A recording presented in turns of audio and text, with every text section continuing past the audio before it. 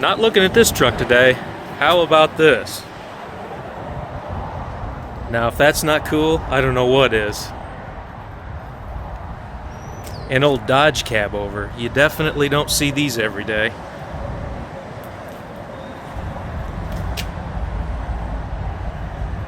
It's in pretty nice shape.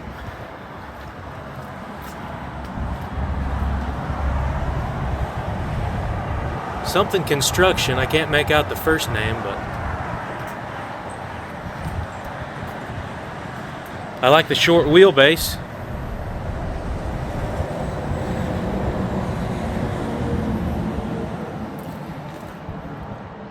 It's got a Cummins in it. Not sure on the horsepower or size. 200, 250, somewhere around that area, I would guess.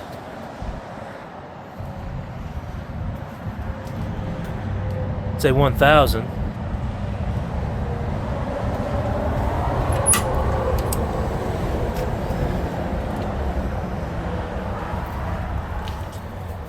Got a sleeper in the back.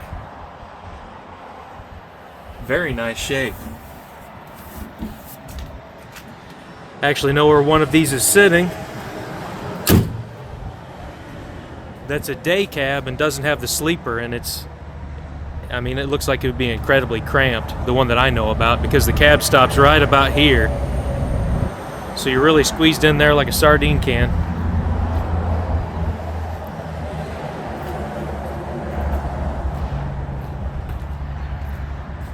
Very nice shape. Really cool looking old truck. Old white Western Star. Another short wheelbase rig.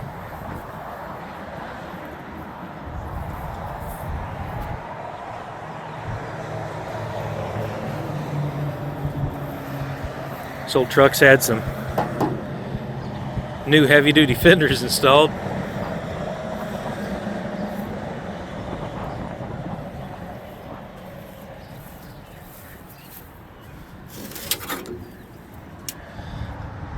Cummins in it as well.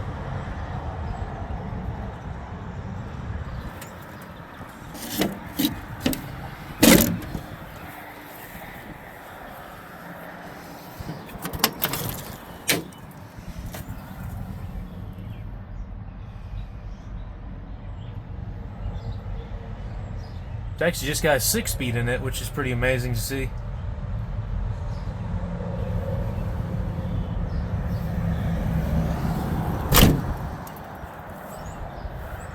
Another short wheelbase truck. Got some heavy duty fenders on the back.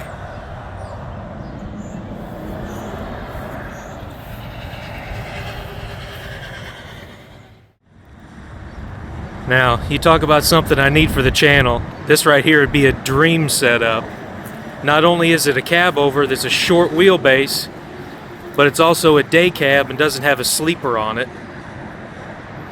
Then you've got the nice lowboy trailer behind it, tandem axle. You can see they still use this truck to this day. You talk about one nice setup. I would love to have something like that.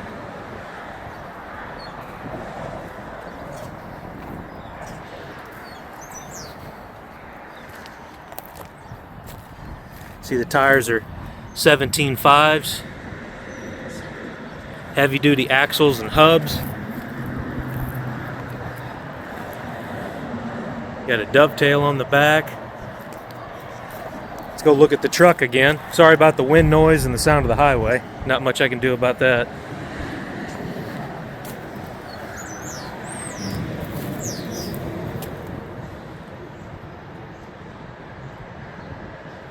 This is one nice rig. I don't know if this one's locked or not.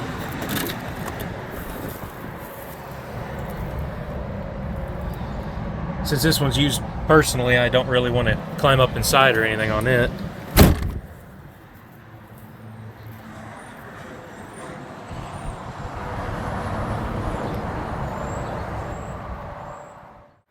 Look at this miniature Komatsu. At least you wouldn't need very much 1/2-inch steel plate to armor this baby up. And on this day 15 years ago, bizarre and frightening events played out in Granby. It's a D20S model. Not too familiar with these crawlers. Has a diesel engine in it. I would guess a Perkins. Again, I'm not very sure on that. This would definitely be handy for someone.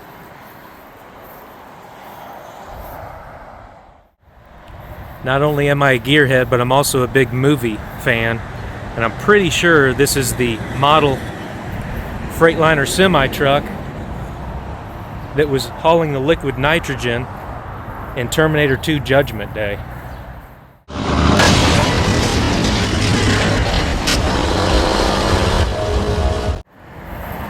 This one's another one here that has the short wheelbase. For what I do, I wouldn't need a tandem rear axle truck.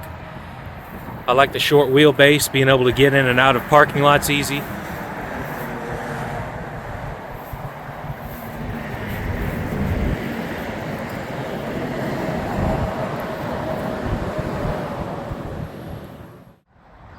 They've got this semi-truck here that's still in use, so I don't really want to mess with it. How do you like that Peterbilt Cabover? Boy, that's a nice shape. It's hard in my area to see these old semi-trucks that don't have a sleeper on them. This one's a tandem.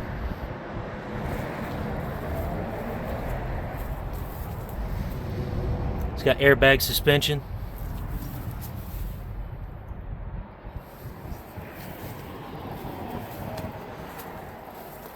See if I can get the engine on the other side.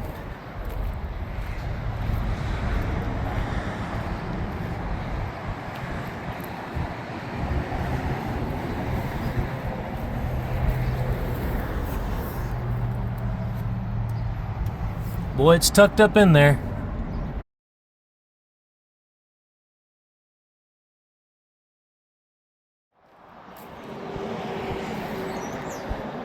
How about another nice looking white Freightliner?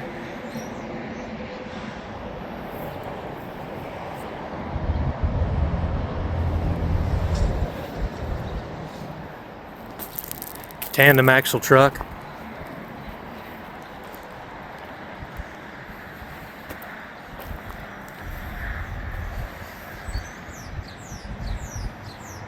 You tell me in the comment section what style of suspension that is, because I'm not familiar.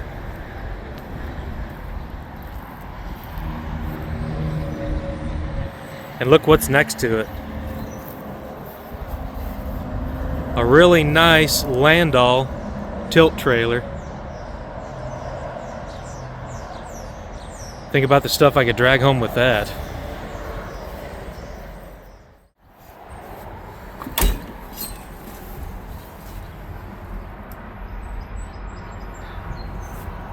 At the interior of this old truck.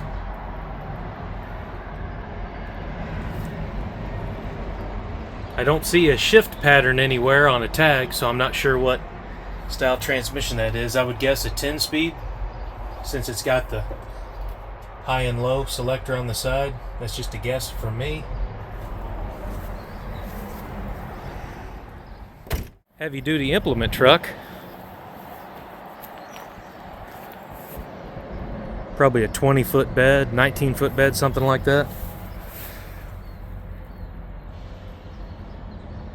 That's an interesting lock design in the front.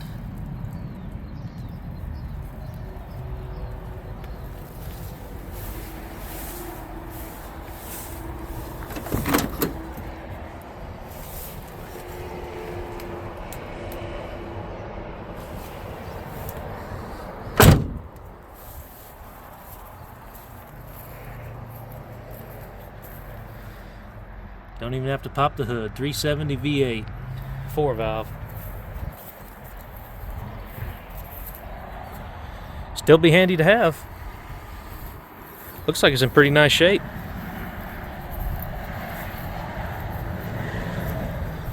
A few deck boards need replaced, but the bed's not all bent up and warped.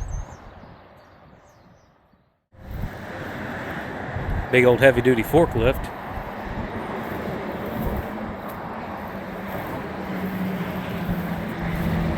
MP7 engine next to it.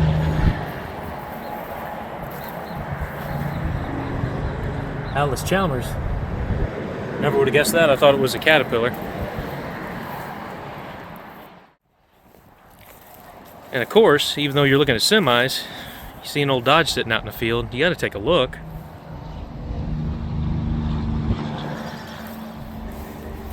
Well, that is definitely not something that you see every day. I think these had Mitsubishi diesel engines in them. I might try to pop the hood in a moment. Let's look and see what style front end is under here. I really would have expected to have seen a Dana 60 with a big Selecto hub on here, but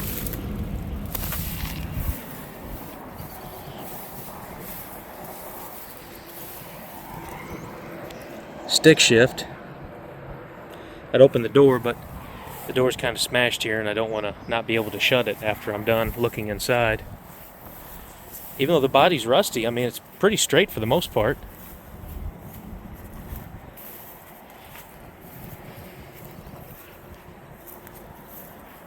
Definitely a neat looking old truck.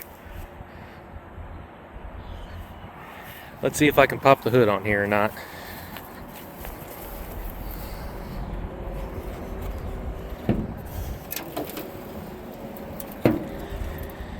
Well, looks like it's all intact. There's a sock shoved down inside of that rubber clamp.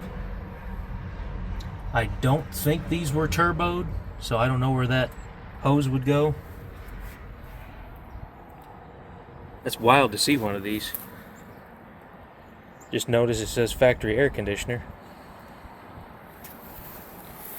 Kind of an interesting top inlet on the radiator.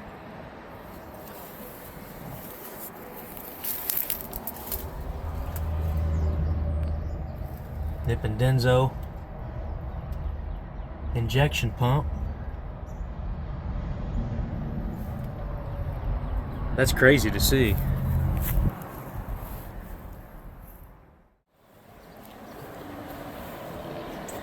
Some kind of a weird, I think they call these donkeys, like to fit on the back of your Lowe's trucks that carry lumber and stuff like that.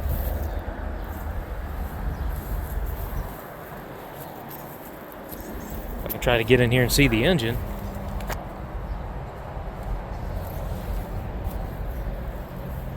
And look at this monster just sitting back in here in the weeds. This is a Case 780 backhoe with an extend-a-hoe. The backhoe that I've used in some of my videos, it was my grandfather's, is a 680, so this thing here is an absolute monster compared to the one. Quite a bit bigger than the one that I've got. I've only really ever seen 680s in person.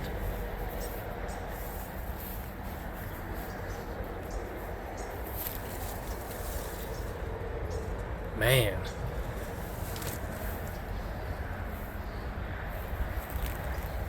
It's almost as big as what I would assume a dyno-hoe to be.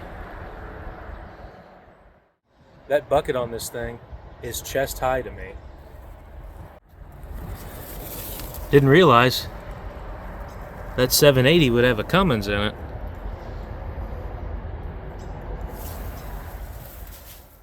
Talk about some awesome finds. It's just a shame that they're not mine. I would absolutely love to own that single axle Freightliner semi-truck to pull around my gooseneck trailer and to help drag projects home. But at the same time, don't get this video wrong. I don't believe that anything in the video that you just watched is for sale. A lot of these trucks are still in use to this day, putting in the work and getting the job done. Thank you to the property owners for letting me walk around and record in the first place. 9 times out of 10, if you're standing in my shoes, a lot of places just tell you to get lost. But they were very nice and let me walk around and record video, so thank you for that. I was actually up that way to try to walk through a salvage yard that had vehicles from the 1930s to the 1970s, but that deal fell through. The gentleman wouldn't answer his phone after I drove an hour and 20 minutes his way. I saw this shop on the way into town, and I figured since the salvage yard didn't go through that I'd try to salvage my day, and these people were nice, let me walk around, and it worked out perfectly. So without them, this video wouldn't even be out there. Now, there's always the possibility in the future to walk around and maybe do a close-up of the trucks, maybe even hear them run in the future, if that's something that you all would want to watch. What I always tell you is, it doesn't matter if you're working on your project in a garage or in your driveway. What matters is that you go out there, you do the job yourself, and you learn more about your project, whatever that project may be. Now that this video's over, how about you go outside and work on something? Anyways, my name is Zane, and I hope to catch you next time.